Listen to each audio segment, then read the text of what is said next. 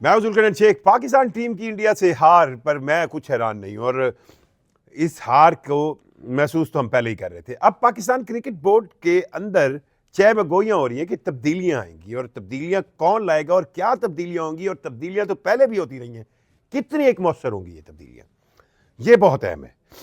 पहले तो मैं आपको ये बताऊं कि पाकिस्तान क्रिकेट बोर्ड के मौजूदा चेयरमैन मोहसिन नकवी, जिन्होंने जब चार संभाला, तो उस वक्त आपको याद होगा T20 वर्ल्ड कप के लिए पाकिस्तान की टीम ने जाना था, और 2024 का T20 वर्ल्ड कप, और अमेरिका, USA और वेस्ट इंडीज़ में ये हुआ था। उस वक्त उन्होंने, आपको याद होगा, बड़ी इनाम भी ऐलान किए थे, और उन्होंने कहा था कि जी ये इतने इतने लाख डॉलर देंगे। और फिर जब पाकिस्तान की टीम पहले राउंड में बिल्कुल खज्जल ख्वार होकर वापस आई, तो उन्होंने कहा जी एक सर्जरी करेंगे। सर्जरी क्या होनी थी? उस वक्त उन्होंने 5 मेंटोर्स बिठाए। अब 5 मेंटोर्स को लेकर मैं बहुत हैरान हूं, क्या तब्दीलियां होंगी, क्या नए चेहरे आएंगे, ये कहानी है समझने के। ये एक हकीकत है कि मोहसिन नकवी साहब की तबीयत को जो मैं जानता हूं, वो कुछ ना कुछ हिलजुल तो मचाएंगे, ऐसे नहीं बैठेंगे। आपको पूरा मतलब नजर आएगा, there must be something going on, मतलब आपको सेंस से बढ़ेगा। पर वो क्या ऑप्शंस होंगे, क्या करेंगे, और पहले पाकिस्तान क्रिकेट बोर्ड ने किस किस को यूटिलाइज किया होगा? मेरे ख्याल में पाकिस्तान की तारीख में इससे बड़ा क्रिकेटिंग एक्सपर्ट गैदर बोर्ड कभी नहीं हुआ। आप कहेंगे मैं कैसे कह रहा हूं? चले काउंट करते हैं। 5 मेंटोर्स बनाए आपने, बड़े थांगड़ किस्म के क्रिकेटर लेके 50-50 लाख रुपए। पांचों के पांचों मेरे दोस्त हैं, मैं किसी के खिलाफ नहीं हूं, पर आपने उनको अख्तियारात क्या दिए?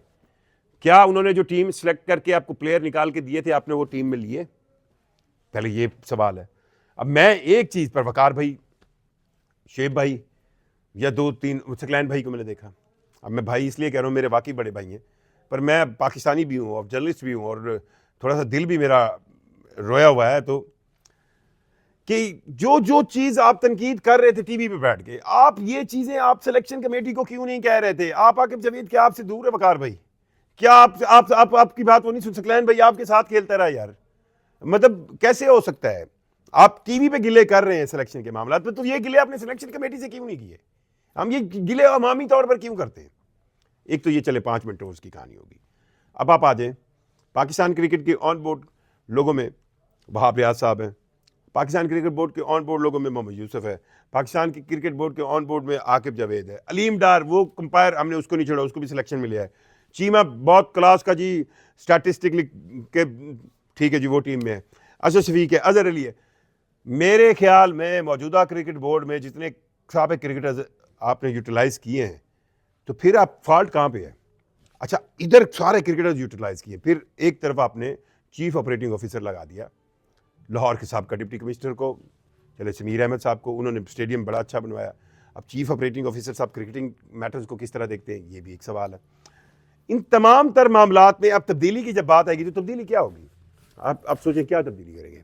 यही तब्दीली करेंगे ना यार। ये जो इंटरिम कोच आकिब जावेद है, इसकी जगह नया बंदा ले। बंदा कौन होगा भाई, और क्या टास्क होंगे उसके?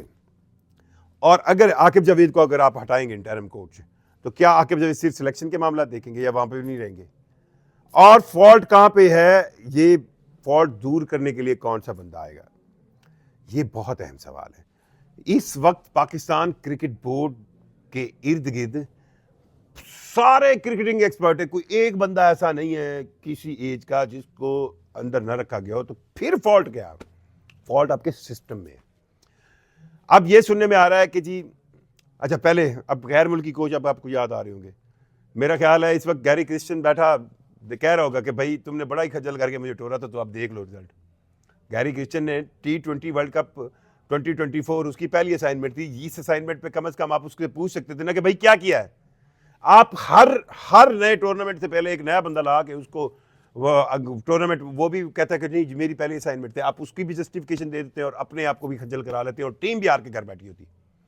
भाई कम से कम आप एक मतलब मार्जिन। मैं कौमी टीम के अंदर, कौमी टीम की मैनेजमेंट के अंदर तब्दीलियां अगर आप करते हैं ना, तो आपको एक चीज जहन में रखनी चाहिए कि कम से कम फिर आप जिस बंदे को लाएं, एक टाइम सर्टन तक लाएं कि जी ये इसका ये टारगेट है।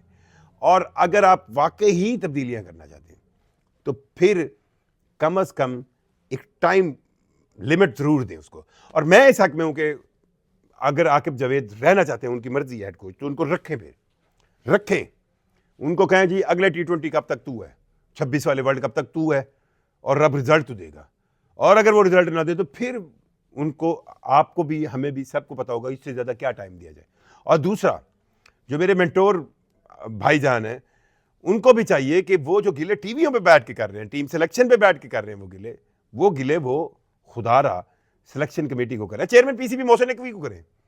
मैं उस सोच में नहीं हूं कि आप हारे हैं तो आप जनाब सबको घर भेज दें। और भाई मुझे तो इस हार से बहुत अफसोस हुआ है, मैं तो बेहतरी चाहता हूं। मुझे किसी बंदे से फर्क नहीं पड़ता कि ये बंदा बैठा, ये नहीं बैठा, ये बैठा, ये नहीं बैठा। मुझे फर्क पड़ता है पाकिस्तान की हार से, और मुझे पाकिस्तान टीम की में बेहतरी चाहिए। और खुदा के लिए आप ना भूलें अपने हॉकी के अरूज को। आपकी इन्हीं हरकत की वजह से आज हॉकी के बड़े बड़े नाम घर सोए पड़े हैं, इलाज मुआवजे के पैसे नहीं है। तो क्रिकेट में भी आपकी डिक्लाइन चली जा रही है। आप पीछे आईसीसी के टूर्नामेंट निकाले, कहां पे परफॉर्मेंस है? 2017 की चैंपियंस ट्रॉफी का आप फाइनल जीत गए, उसके अलावा आपकी कहां पे परफॉर्मेंस है? कोई एक परफॉर्मेंस बताएं आप, कहीं पे भी नहीं है। तो खुदा के लिए सीरियसली कुछ स्टेप लें और ये देखें कि हमारे ग्रास रूट लेवल पर क्या है। और ये जो आप ग्लैमराइज लीग्स को, ये बीपीएल हुई, ये फलानी हुई, ये फलानी हुई, इसमें इसने 6 चौके मार दिए, इसने 4 चौके मार, भाई वो लीगें होती हैं, कमर्शलाइज काम होता है, उसकी बुनियाद पर आप टीवी सेलेक्ट नहीं। आपके पास जो अपनी डोमेस्टिक क्रिकेट का स्ट्रक्चर है, जो डोमेस्टिक के अंदर परफॉर्म करेगा, जो एक फर्स्ट क्लास क्रिकेट में परफॉर्म करेगा, उस परफॉर्मेंस की बेस पर नए प्लेयर्स लाएं। और अगर प्लेयर्स नए लाएं, और खुदा के लिए टीम के अंदर फिर ये जो ग्रुपिंग की साइंस है, ये पता नहीं हमारी कब जान छोड़ेगी। ये ग्रुपिंग की कहानी तो हम सुनते आ रहे हैं, सिवाय इमरान खान के। इमरान खान ने सीधा किया हुआ था, उस वक्त भी कई एंटी इमरान उठते थे, पर उसने कम अज़ कम ग्रिप रखी हुई थी। उसके बाद से टीम के अंदर 2 ग्रुप ही रहे हैं। वसीम अकरम आया तो ये उसका ग्रुप है, ये उसका एंटी ग्रुप है। फिलहाल वकार यूनुस आया तो ये उसका ग्रुप है, ये उसका एंटी ग्रुप है। इंजमाम आया तो ये उसका ग्रुप है, ये उसका एंटी ग्रुप है। शुएब मलिक आया तो ये उसका ग्रुप है, ये उसका एंटी ग्रुप है। यूनुस खान है, ये उसका ग्रुप है, ये उसका एंटी ग्रुप है। शाहिद अफरीदी है, ये उसका ग्रुप है, उसका एंटी ग्रुप। मिसबाउल्लाह का है, ये उसका ग्रुप है, ये उसका एंटी ग्रुप है। वो उसके बाद सरफराज आया जी, ये उसका ग्रुप है, उसका एंटी ग्रुप है। और भाई 15-20 प्लेयर ने, अगर उस 15-20 प्लेयर्स के अंदर ग्रुपिंग है, एक बार आप इस ग्रुपिंग की बुनियाद पर बंदे खुदे लाइन करें, मैं देखता हूं ग्रुप बनाता कौन। जितना बड़ा ग्लैमर विराट कोहली और रोहित शर्मा का है, उनकी तो टीम में मेरा ख्याल है, फिर अगर पाकिस्तान वाला हिसाब होता तो वो तो रोटियां ही अलग बैठ के खाते, वो तो नट ही अलग लगवा लेते कि ये विराट कोहली का ग्रुप है, ये रोहित शर्मा का ग्रुप है।